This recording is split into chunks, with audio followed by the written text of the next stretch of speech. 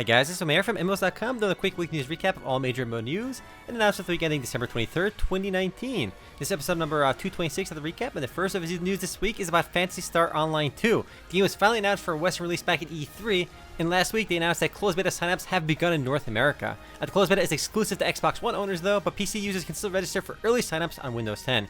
No word on when the closed beta itself actually begins, but I think the game itself actually launches in early to mid 2020, that's my guess. And like in Japan, Phantasy Online 2 will be free to play in the West, and the game is actually surprisingly popular in Japan as well, as Sega regularly lists Phantasy Online 2 as one of the highest grossing games they have in their entire portfolio.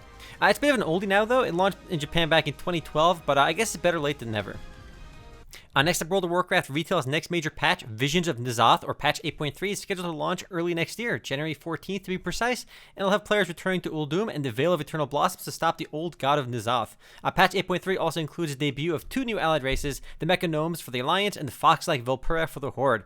Also included is a new 12-man raid called Neolith, I definitely pronounced that wrong. And on top of that, the Waking City will be unlocked for a week later on January 21st in normal and heroic difficulties. While a lot of people are still talking about classic WoW, retail WoW is still definitely a thing. Next, a bit of a small update from Perfect World regarding their upcoming Magic the Gathering MMORPG titled Magic Legends. Cryptic Studios and Perfect World released a few tweets this last week talking about the game's features. They specifically said, choose whether you traverse the plains alone or with up to two other planeswalkers. So it makes me think it's a persistent hub-style MMORPG with instanced world maps. They also revealed that you can switch between all 5 of the game's playable classes on a single character, which is kind of cool, especially since I really like how Fantasy XIV does their class system, so you can level everything up on one character. Good to see that we're getting some kind of details about the game, but still no word on any kind of release date or beta just yet. Next up, Fantasy XIV announced this last week that they reached 18 million registered players, which is up 2 million since they revealed that rather murky figure of 16 million registered players back when Shadowbringers launched. And yes, guys, I know this figure isn't too useful, as registered user is pretty much anyone who's played the game, and it's not really a useful metric, but it does show that the game continues to grow in popularity. And this is verified by the fact that Square Enix reported its highest ever figure in quarterly revenues for its MMO division this last quarter, so Fantasy XIV is clearly doing really well lately.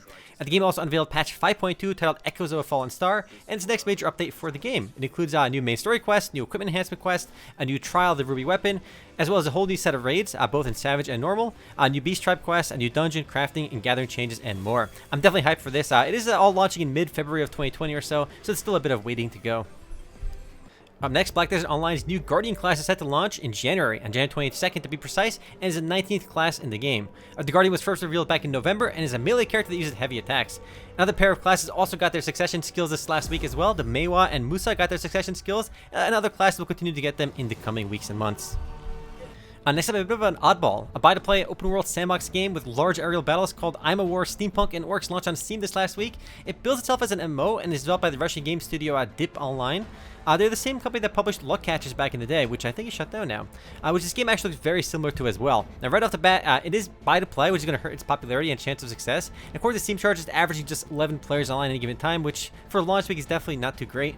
You can't really have large-scale aerial battles when the average player base is 11, though it might be available off Steam as well. I don't think it is, though. I think this one goes free-to-play soon, but that's just my guess. Up next, a bit late for this one, but Planetside Arena announced that they're shutting down for good in January. The game's shutdown comes just 4 months after it launched in September, making it one of the quickest shutdowns of the year. Now, right off the gate, Planetside Arena couldn't really attract players. The design philosophy behind this one is a bit odd as well. They took Planetside 2, an ambitious, persistent world MMO shooter with territory control, and sliced it up into a lobby shooter format like Combat Arms or Black Squad with various game modes. So they took a really unique concept and made it super generic, and it didn't seem to work out. The game's been averaging just 6 players online the last 30 days, so a shutdown announcement really shouldn't surprise anyone. But rest in pepperoni, Planetside Arena sometime next month. And speaking of free-to-play shooters, Ironsight launched on Steam as a free-to-play shooter. It's also available on Area Games on website, and it competes with games like Black Squad and Combat Arms. We mentioned this one last week, but I just wanted to point out that the game just launched, and it wasn't really too strong on its launch. It's averaging just 170 or so players on any given time, according to Steam charts. I've played this one, and it ain't bad, but it's going to have a tough time competing with CSGO or even Black Squad. I think the era of these free-to-play Korean lobby shooters is kind of dead now that we have CSGO as a free-to-play game. These were always alternatives to CSGO, but now that CSGO is free-to-play, it's going to be a tough sell for a lot of people. And speaking of shooters, the next and last of the news this week is about Plan 8, the upcoming sci-fi FPS MMO shooter from Pearl Abyss.